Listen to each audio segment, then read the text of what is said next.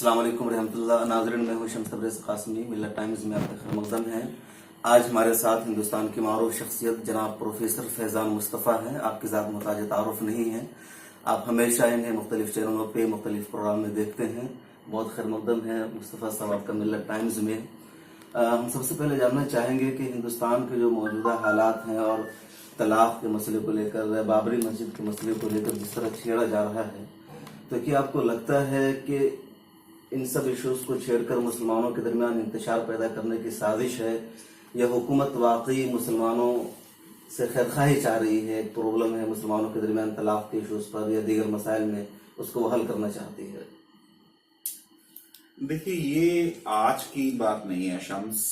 मैं इसे जमाने से कह रहा हूं कि पर्सनल लॉ के मुद्दे पे कभी भी किसी भी हुकूमत ने कोई ऐसा बात नहीं की जिससे ये लगे कि भाई ये किसी एजेंडे के तहत काम कर रहे हैं। 3 तलाक वाले मसले में हुकूमत की कोई गलती नहीं है। ये मुद्दा सुप्रीम कोर्ट ने उठाया और मैंने बहुत बार लिखा है कि गैर जरूरी तौर पे उठाया, क्योंकि जो ओरिजिनल केस था प्रकाश वर्सेस फूलवती, वो एक हिंदू औरत जो कि कर्नाटका हाई कोर्ट से केस जीत के आई थी, जिसको उसके भाइयों ने 1/28 हिस्सा दिया था प्रॉपर्टी में, और 2005 के हिंदू सक्सेशन एक्ट के तरमीम के बाद उसको 1/8 मिलना चाहिए था।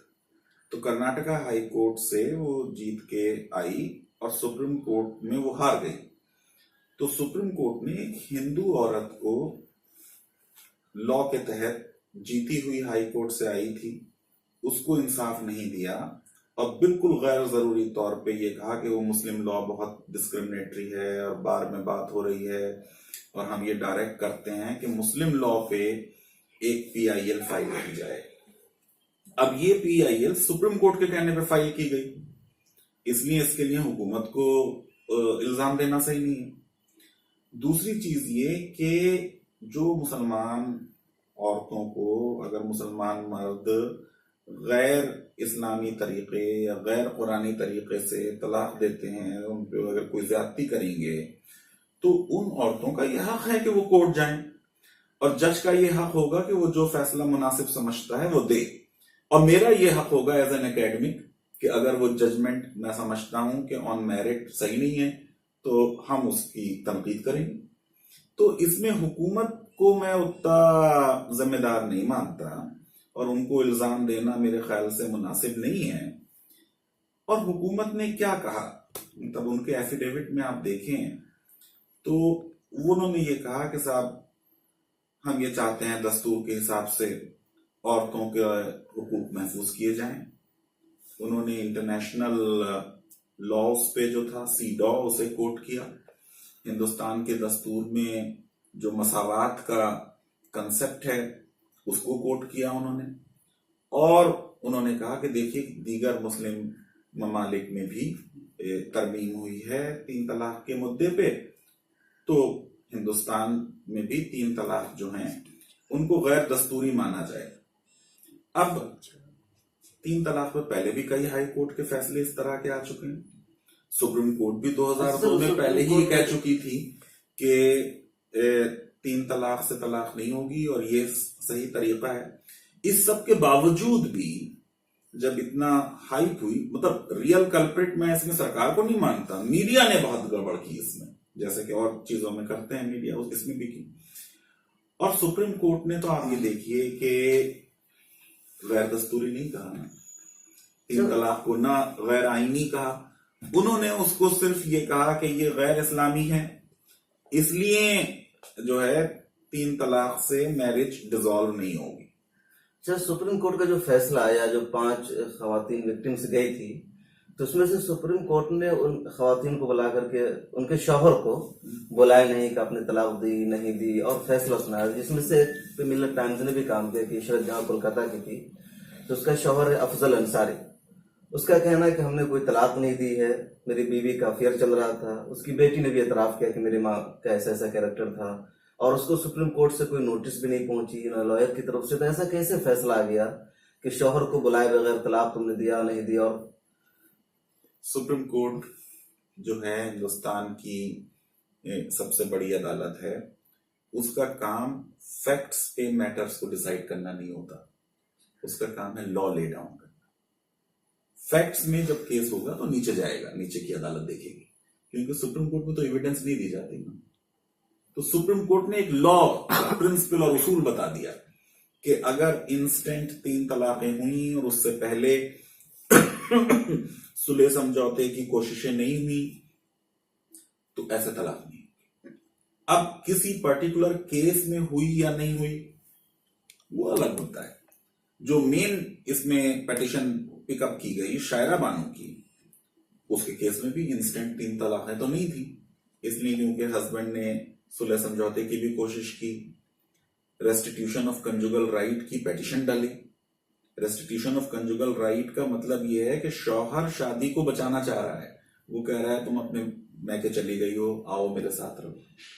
उसके बाद उसने राइटिंग में सब चीजें करके भेजी, जब इन्होंने उस सब पे रिस्पॉन्ड नहीं किया तो ये सब बातें तो आप कह सकते हैं, लेकिन ये कि कोर्ट ने इन केसेस के बारे में क्या है ये नहीं बात कही, एक जनरल लॉ बता दिया कंट्री का।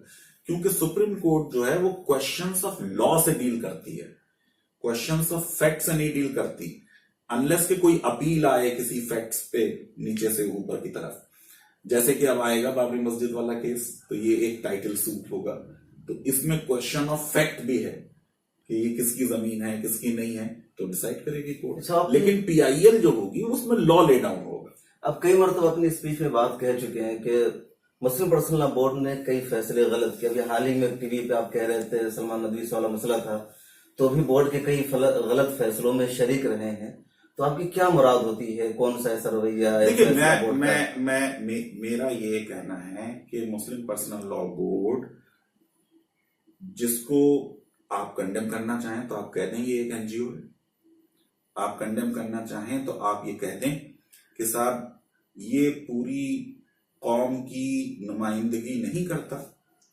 लेकिन अगर दूसरी तरफ आप फैक्ट्स देखें कि ये अकेला एक इंस्टीट्यूशन मुसलमानों ने बनाया है जिसमें सारे मकतबे फिक्र के लोग जो हैं वो शामिल हैं, कि शिया भी हैं, अहले हदीस भी हैं, बरेलवी भी हैं, देवबंदी भी हैं। दूसरी चीज कि अभी पिछले साल जब ये मुद्दा था यूनिफॉर्म सिविल कोड बने ना बने, लॉ कमीशन जो है उस मैटर को देख रहा है, तो तकरीबन 5 करोड़ लोगों ने अपने आधार कार्ड के साथ बाकायदा एक ये लिख के दिया कि हम नहीं चाहते कि हमारे यहाँ कोई इस तरीके की तरमीम हो और हमें पर्सनल लॉ बोर्ड में पूरा एतमाद है। तो पर्सनल लॉ बोर्ड की ये जिम्मेदारी बनती है, जब इतना उम्मत को और कौम को उन पे एतबार है, कि वो तहफ़्फ़ुज़ भी करें और साथ साथ लॉ रिफॉर्म प्रोसेस भी करें। और वो लॉ रिफॉर्म प्रोसेस करने का जैसे एक मुद्दा भी था हैदराबाद में, जिससे मुझे जरा नाउम्मीदी हुई, क्योंकि पूरा बोर्ड की मीटिंग जो थी वो सलमान नदवी साहब के एपिसोड की नजर हो गई, और जो एक मॉडल निकाहनामा में ये शर्त शामिल होने का प्रपोजल था कि कोई भी हस्बैंड जो है वो 3 तलाक नहीं देगा, उस पर कोई बात नहीं हो पाई। तो पिछले 1970 से लेके अब तक का अगर देखें बोर्ड की कारकर्दगी, तो बोर्ड को रिफॉर्म की तरफ जितना जाना चाहिए था उतना मेरे हिसाब से वो नहीं गए, है ना। अब जैसे शाहबानों के बाद का ही मैटर था, तो शाहबानों के बाद के मैटर पे जितना एक माहौल तैयार किया गया, उससे एक इंप्रेशन जो फेमिनिस्ट हैं, लिबरल्स हैं, उनको ये लगता है कि जब आप के मुसलमान मर्द पे कोई जिम्मेदारी आती है तो आप बहुत सख्ती से उससे कहते हैं कि ये शरिया में इंटरफेरेंस। लेकिन मुसलमान औरतों के हुकूक अगर कहीं पामाल होते हैं तो उस पे उतनी जोरदार आवाज नहीं उठती। एक एग्जाम्पल दूं मैं आपको, जैसे यूपी में जमींदारी एबॉलिशन लॉ बना। जमींदारी एबॉलिशन लॉ में जो कास्ट की जमीन थी उसमें कहा गया कि साहब बेटियों को हिस्सा नहीं मिलेगा, सिर्फ बेटों को मिलेगा। अब इस्लाम जो है वो अर्बन और रूरल और एग्रीकल्चर नॉन एग्रीकल्चरल जमीनों का इम्तियाज तो नहीं करता सब में मिलेगा आपको 1:2 के रेशियो में। लेकिन इसके खिलाफ जितनी आवाज उठनी चाहिए थी उतनी आवाज नहीं उठी। फिर फाइनली अलीगढ़ में, मुझे याद पड़ता है शायद 1995 या 96 होगा, कि जब इस्लामिक फिक्र एकेडमी की मीटिंग हुई और मौलाना मुजाहिदुल इस्लाम साहब उस जमाने में थे पर्सनल लॉ बोर्ड में, तो उन्होंने मुझे बुलाया। ये मीटिंग उर्फ पे थी कि custom as a source of law. तो उन्होंने कहा कि साहब फैजान आप एड्रेस करें कल मीटिंग। तो मैंने कहा अरे उलमाए किराम है, और मैं यंग बिल्कुल नया नया, तब मैं अलीगढ़ में पढ़ाना शुरू किया था। बोले नहीं नहीं नहीं, अब तुम अपनी उस पे सलाहियतों में क्या है वो हम जज करेंगे, आप नहीं करेंगे और आपको बोलना है। तो मैंने कहा कि मैं एक शर्त पे बोलूं कि आप ये रेजोल्यूशन लेंगे कि ये जो है आपका जमींदारी एबॉलिशन लॉ, इसमें तरमीम हो ताकि मुसलमान बच्चियों को भी एग्रीकल्चर प्रॉपर्टी में वो मिले। और वो मैं शुक्रगुजार हूं मौलाना का, अल्लाह बरीक रहमत फरमाए मरहूम को, कि उन्होंने मेरी बात मानी, वो रेजोल्यूशन पास हुआ और वो तरमीम मूव हुई। तो ये जो शरीयत एप्लीकेशन एक्ट से एग्रीकल्चरल प्रॉपर्टी वहां भी हटा दी गई थी 1937 में। तो उसकी एक वजह कॉन्स्टिट्यूशनली तो ये हो सकती है कि भाई एग्रीकल्चरल सेंट्रल सब्जेक्ट नहीं है, एग्रीकल्चरल स्टेट सब्जेक्ट है और ये सेंट्रल लॉ था। लेकिन फिर भी हमें स्टेट्स में कम से कम अपनी ख्वातीन को वो राइट जो उन्हें इस्लाम देता है उसके लिए आवाज जितनी जोर से बुलंद करनी चाहिए वो हम नहीं करते हैं। और ये पर्सनल लॉ बोर्ड की जिम्मेदारी है, मुझे लगता है कि उनको, क्योंकि मैंने बार बार कहा है कि मुस्लिम लॉ जो है वो जूरिस्ट गिवन लॉ है, उलेमा ने लॉ बनाया है। लॉ हनफीज का है, शाफईज का है, मसलक में लॉ है, मालिकीज का है। तो क्योंकि लॉ उलमाए किराम ने बनाया है लार्जली, तो उलमाए किराम की जिम्मेदारी बनती है कि वो इस लॉ पे बैठें, इस पे नजर सानी करें, बात करें कि क्या चीज ऐसी है जो कोर प्रिंसिपल्स हैं जिन पे कोई कंप्रोमाइज नहीं हो सकता, कोई तामीम नहीं हो सकती, और क्या चीज ऐसी है जिसमें मार्च के हालात देखते हुए, दस्तूर के तकाज़ों को देखते हुए कोई तरमीम मुमकिन है।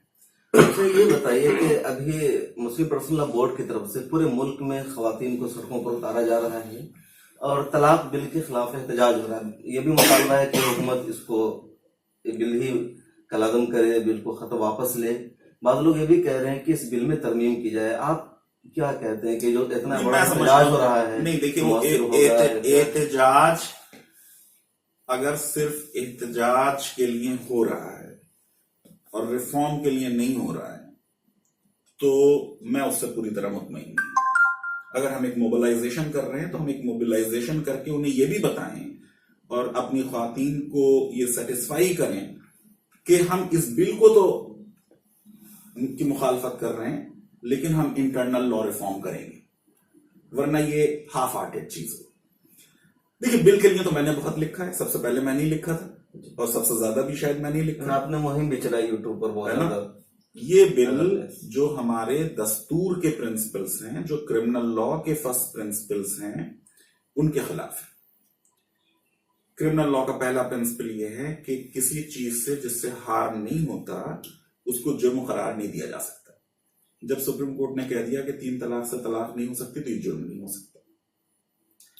उसके अलावा जो contradiction with in the sections है बिल में, उसकी वजह से। और तीसरी चीज, मेरा जो मेन ऑब्जेक्शन है वो इस बिल पे नहीं और भी बहुत से बिल्स पे है जिनका मुसलमानों से कोई ताल्लुक नहीं है। Over use of criminal law. मैंने बार बार कहा है कि criminal law as an instrument promising safety, इसका promise of safety is matched by its power to destroy. Criminal law individual liberties को destroy कर सकता है। Criminal law स्टेट के हाथों में कठपुतली है इसलिए क्रिमिनल लॉ का इस्तेमाल कम से कम होना चाहिए। ये पिछले 25 सालों में हिंदुस्तान में और भी कुछ मुल्कों में मैंने देखा कि हर चीज का हल ये है कि उसे जुर्म करार दे दिया जाए। ये लीगल सिस्टम के लिए गलत चीज है। कम से कम चीजें जराइम होनी चाहिए और समाज में कम से कम लोग मुजरिम करार पाएं। अगर हम सब मुजरिम बन जाएंगे तो क्रिमिनलिटी रिस्पेक्टेबल हो जाएगी, फिर क्रिमिनल लॉ का कोई फायदा नहीं होगा। जब बाबरी मस्जिद का मसला अदलिया में जेर समाअत है और लोग इसको बाहर बार बार हल करने की कोशिश कर रहे हैं, ऐसा क्यों? क्या हुकूमत के इशारे पर हो रहा है या फरीक मुखालिफ को लग रहा है कि हमारा केस कमजोर है? देखिए, ये कहना मुश्किल है कि ये क्यों हो रहा है, लेकिन जिस तरीके की बातें आई कि साहब राज्यसभा की सीट तो वो तो सारी हुकूमत ही दे सकती है, तो लॉ में हर चीज जो है वो उतनी सफाई से कहने की जरूरत नहीं है। कहते हैं अक्लमंद को इशारा काफी, तो आप समझ जाइए क्या है। अच्छा, आपने एक इंटरव्यू में भी लेकिन मैं एक बात कहूं, मेरे हिसाब से ये अब देर हो चुकी है। सुप्रीम कोर्ट में अब बहस होने को तैयार है होली की छुट्टियों के बाद, तो बहस होने दें, सुप्रीम कोर्ट का फैसला आने दें। अगर ये फैसला मुसलमानों के हक में आए तब भी मुसलमानों को मेरे हिसाब से बात करनी चाहिए। और अगर हिंदू सेंटिमेंट उस चीज पे इतना ज्यादा है तो मुसलमान ये कहें हम मस्जिद बनाएंगे, वो मंदिर बनाएंगे और हम मंदिर बना के आपको दे देंगे। लेकिन फैसला आने से पहले कुछ ना। अब उसमें बहुत देर हो चुकी है। अच्छा, आप एक इंटरव्यू में कह रहे थे कि वहां सलमान नदवी की वजह से उलमा का वकार समाज में घट गया है। तो एक जाते वाहिद का मसला है, अगर कोई एक आलिम दीन ने ऐसा किया तो किस तरह तमाम उलमा का? देखिए, मैंने पिछले 3-4 साल में बार बार ये बात कही कि मुस्लिम पर्सनल लॉ में लॉ रिफॉर्म की क़यादत उलमा करे। आप गूगल कर लीजिए, मेरे स्टेटमेंट्स आपको हिंदू में और दीगर टाइम्स ऑफ इंडिया में तमाम जगह मिल जाएंगे। एज सच आप ये देखिए कि अगर हम एक जो धारा जिसकी तरफ बह रहा है उससे उल्टी तरफ जा रहे हैं और हम उस चीज पे जिद कर रहे हैं जिसका एक क्लियर एविडेंस कुरान से भी ना मिलेगी, तो एज सच उलेमा की वकार कम होता है समाज में। और अगर लोगों को ये लगे कि हम में से कोई एक डील कर रहा है कि साहब इतने करोड़ रुपया मिल जाए, इतने एकड़ जमीन मिल जाए, ये राज्यसभा की सीट मिल जाए, तो उससे डेफिनेटली उलेमा का वकार कम होता है। देखिए, हजरत ने फरमाया था कि साहब अब नबूवत का तो सिलसिला खत्म हो गया, लेकिन मेरी उम्मत के उलेमा जो हैं वो नबूवत का काम जारी रखेंगे। तो उलेमा ने उस काम को किया, इतना बड़ा एक जूरिस्प्रूडेंस जो है डेवलप किया। कहीं पे आके हमने उस जूरिस्प्रूडेंस में फर्दर डेवलपमेंट छोड़ दिया 11वीं सदी के आसपास। उसकी वजह से ऑलरेडी लोगों में कुछ ना कुछ बेचैनी है।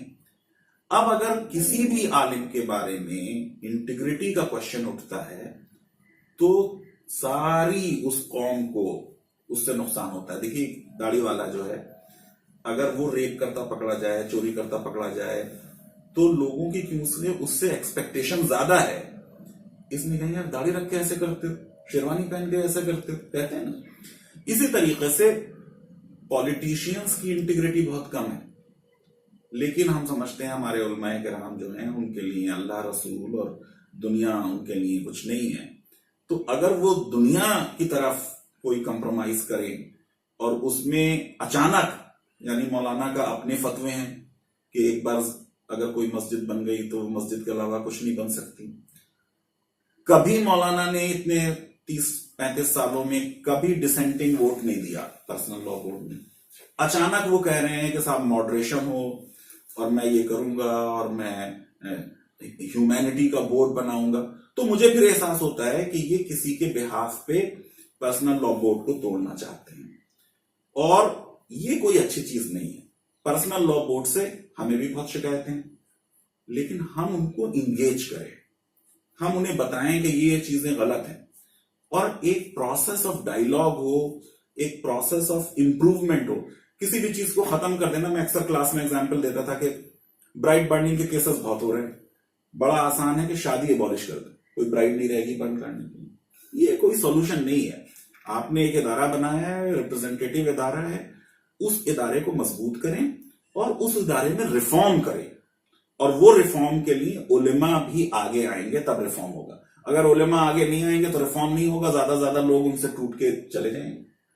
सर आखिरी सवाल होगा, आपने बहुत वक्त दिया कि मुल्क के जो मौजूदा हालात है बहुत खराब है। ऐसा लगता है मुसलमानों के चौतरफा हमला हो रहा है, शरीयत पर हमला हो रहा है, इत्तेहाद को तोड़ने की कोशिश हो रही है, लिंचिंग के वाक़यात पेश आ रहे हैं, कई तरफ से हमला हो रहा है। और यह भी खबर गर्दिश कर रही है कि अगर अगली मरतबा हुकूमत बन गई बीजेपी को तो मुल्क का जो आइन है वो तब्दील किया जा सकता है। एज अ कानून, एज अ लॉयर, माहिर कानून, आपको क्या लगता है?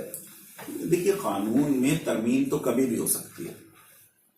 4 दिन में तरमीम हुई इंदिरा गांधी के जमाने में, 39वें कॉन्स्टिट्यूशनल अमेंडमेंट 4 दिन में हो गए। तो अगर किसी पॉलिटिकल पार्टी की राज्यसभा और लोकसभा में अक्सरियत होगी और उसकी आधी से ज्यादा रियासतों में भी हुकूमत होगी तो तरमीम हो सकती है। लेकिन क्या तरमीम से पूरे दस्तूर को नेस्त नाबूद किया जा सकता है, डिस्ट्रॉय किया जा सकता है? ये मुमकिन नहीं है। इसलिए क्योंकि सुप्रीम कोर्ट कह चुकी है कि दस्तूर का जो बुनियादी ढांचा है उसमें कोई तरमीम नहीं हो सकती। तो मुझे ये लगता है कि इतना ज्यादा एप्रीहेंसिव नहीं होना चाहिए।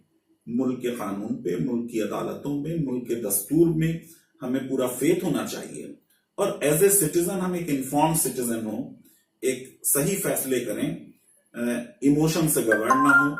और मैं समझता हूं कि इतनी बड़ी हमारी डेमोक्रेसी है, इस डेमोक्रेटिक प्रोसेस में ही उसका आंसर निकलेगा। तो मुझे तो पूरा दस्तूर पढ़ाता हूं, पूरा फेथ है कि इंडियन कॉन्स्टिट्यूशन को कोई थ्रेट नहीं।